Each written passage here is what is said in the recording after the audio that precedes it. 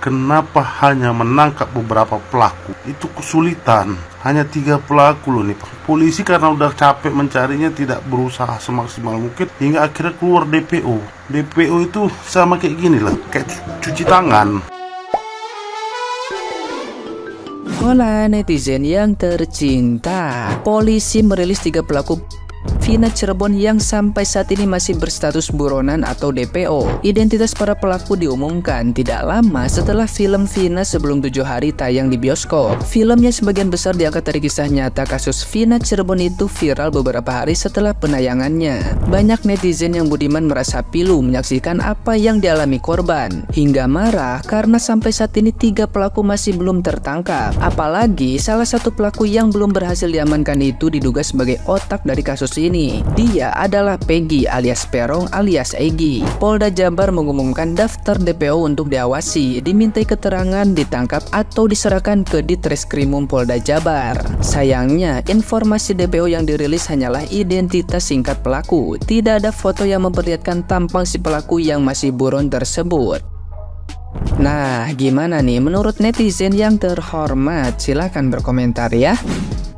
Setelah banyak banget drama sana-sini, akhirnya kasus Vina kembali diangkat. Sadar nggak lu? Nggak banyak reviewer yang mau ngebahas film ini. Ataupun public figure yang mau mengangkat kasus Vina ini. Bahkan lebih banyak yang nentang atau ngehujat filmnya. Gue buka komentar di Twitter pedes-pedes coy. Sakit jiwa dibuat film. Miris, nggak punya empati. Harusnya dijadiin film dokumenter aja. Semua ngehujat filmnya, nggak ada satupun yang gue baca fokus ke kasusnya. Padahal tujuannya kasusnya ini loh. Minimal kalau lu nggak suka filmnya ya lu bilang gini lah. Saya tidak akan menonton filmnya, tapi saya harap kasus Vina bisa terselesaikan. Gue pribadi pengen tonton ya gue tonton lah. Emang gue ngebahas filmnya? Enggak, gue ngebahas kasusnya. Gak ada gue cerita filmnya bagus, enggak. Jujur gue pribadi nggak suka waktu adegan hantu Vina balas dendam ke pelakunya. Apa-apaan nih? Lagian salah lu juga ngapain buat film maksa banget masuk ke genre horor. Padahal nggak usah ada embel-embel horor, gue yakin filmnya juga bakal tetap laku. Karena power dari kisah Vina ini tuh ada di rekaman suaranya waktu kesurupan. Itu aja udah epic. Ya udah, horornya tuh di bagian pas kesurupannya itu aja. Tapi jujur setelah gue nonton filmnya, hati gue jadi terketuk guys. Awalnya gue kira kasus ini udah selesai. Tapi dari tahun 2016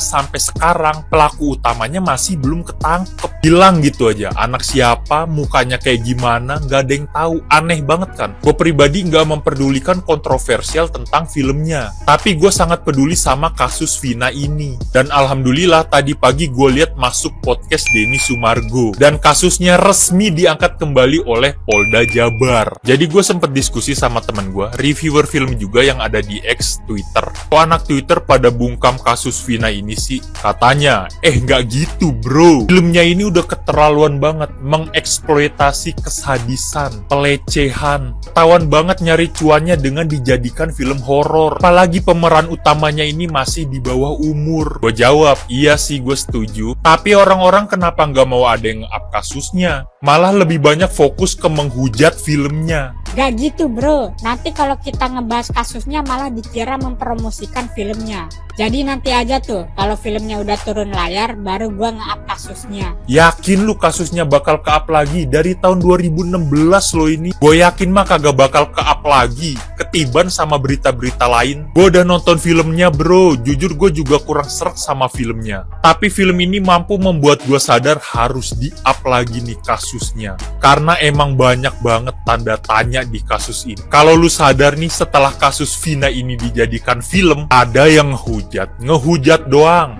Banyak yang diem, dia nggak mau ikut campur. Dan sangat sedikit yang speak up. Nah, bagian sedikit itu salah satunya gue. Gue nggak fokus ngebahas filmnya, tapi gue fokus ngebahas kasusnya. Kapan lagi ada timing untuk nge-up kasus Vina ini? Mulai dari sekarang lah.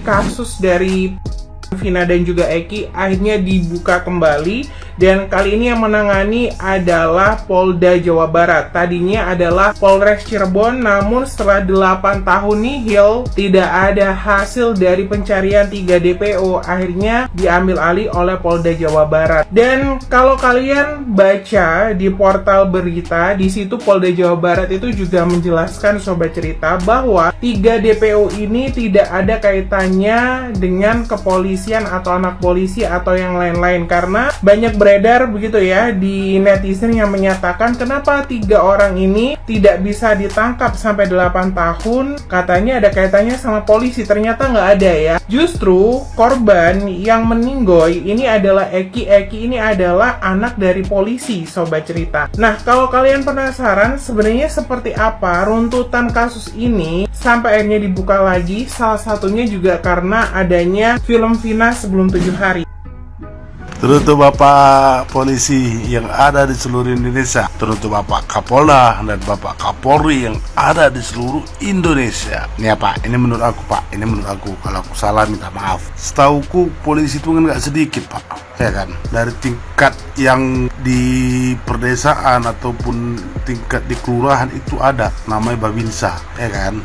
Nah, biasa Babinsa diletakkan di sebuah perkampungan ataupun di sebuah kelurahan, ya kan? Nah, ada juga namanya Polsek. Polsek itu adalah di kantor polisi yang ada di setiap kecamatan, kan begitu. Setelah itu ada lagi namanya Polres. Polres ini adalah kantor polisi yang ada di setiap kota, induk dari polsek-polsek yang ada di kecamatan tadi. Nah, setelah Polres ada lagi namanya Polda, polisi daerah. Nah, jadi setiap provinsi memiliki beberapa kota, beberapa Polres. Nah, Polres itulah di bawah naungan Polda. Setelah itu ada namanya Mabes Polri, yang dimana menaungi setiap Polda yang ada di Indonesia. Jadi kalau dibilang DPO dengan sedetail itu dan selengkap itu personel polisi, baik dari perkampungan hingga ke kota besar, itu semua ada polisinya loh Pak. Kenapa hanya menangkap beberapa pelaku? Itu kesulitan. Hanya 3 pelaku loh nih Pak. Nah,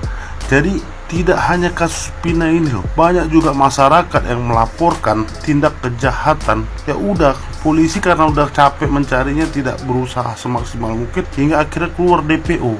DPO itu sama kayak gini lah, kayak cuci tangan kan gitu. Ketika korban bertanya apakah pelakunya sudah ketangkap, ya orang bapak tinggal jawab belum, tapi udah kami DPO kan. Nah, daftar pencarian orang DPO seharusnya dicari sedetail-detail mungkin dicari Pak. Kalau hanya nunggu orangnya datang menyerahkan diri atau menunggu korban atau keluarga korban menangkap pelaku lalu menyerahkan ke orang bapak, itu namanya bukan orang bapak yang mencari, kami masyarakat yang mencari. Dari kasus Vina ini kita bisa mengetahui ataupun belajar bahwasanya tidak semua DPO itu difokuskan. Tidak. Ingat ini satu ya, menurut aku nih Pak, tidak ada pelaku kejahatan yang bisa lari kecuali tidak dikejar. Itu dia. Terima kasih.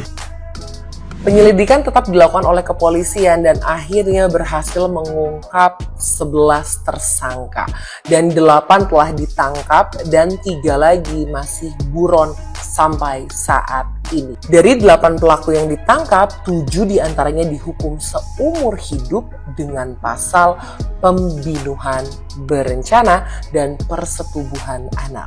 Dan 1 pelaku lainnya karena masih di bawah umur dihukum 8 tahun penjara. Miris nggak, masih bocil-bocil. Dari pihak kepolisian sendiri, 3 nama yang mereka sudah identifikasi adalah Dani, Andi, Peggy, atau Perong. Tapi polisi juga mengatakan bahwa ini tuh nggak tahu nama asli atau samaran. Polisi juga menghimbau kepada keluarga atau kerabat yang mengetahui keberadaan 3 orang ini untuk segera menyerahkan diri agar bisa berlanjutnya kasus hukum pada mereka. Dan juga jika ada upaya untuk melindungi, menutupi jejak, atau menyembunyikan 3 DPO tersebut, dalam undang-undang ini berlaku hukum pidana bagi orang-orang yang melakukannya. Gue cuma berharap keadilan sebaik-baiknya untuk almarhum Vina dan Rizky, dan utamanya buat keluarga mereka berdua. Ini aja bukan hal yang mudah untuk diterima, apalagi dengan cara yang keji dan biadab sama pelaku-pelaku ini. Please sama-sama kita kawal, kita cari tahu, semoga kita netizen bisa menemukan teka-teki 3 orang DPO ini dan dia membusuk di penjara. Yang menganggap kemunculan film tersebut dianggap kontroversi dan dianggap mengeksploitasi, ya boleh-boleh saja, tidak ada yang salah terkait argumentasi tersebut. Karena semua orang berhak memberikan argumentasinya tentang hal apapun, kawan. Namun di sisi lain kita pun harus mengapresiasi dengan adanya film tersebut. Mengapa demikian? Justru dengan adanya film tersebut, masyarakat menyadari bahwa ada kasus Vina yang memang belum terselesaikan secara utuh, belum terungkap secara jelas. Apalagi ada 3 DPO yang belum ditemukan dan belum ditangkap, kawan. Bahkan tidak hanya masyarakat yang kembali tersadarkan, pihak aparat negara pun akhirnya menyadari bahwa masih ada hal-hal yang belum terselesaikan, terutama 3 DPO yang belum mereka tangkap. Minimal dengan adanya film tersebut, masyarakat dan aparat kembali aware terkait kasus tersebut, kawan.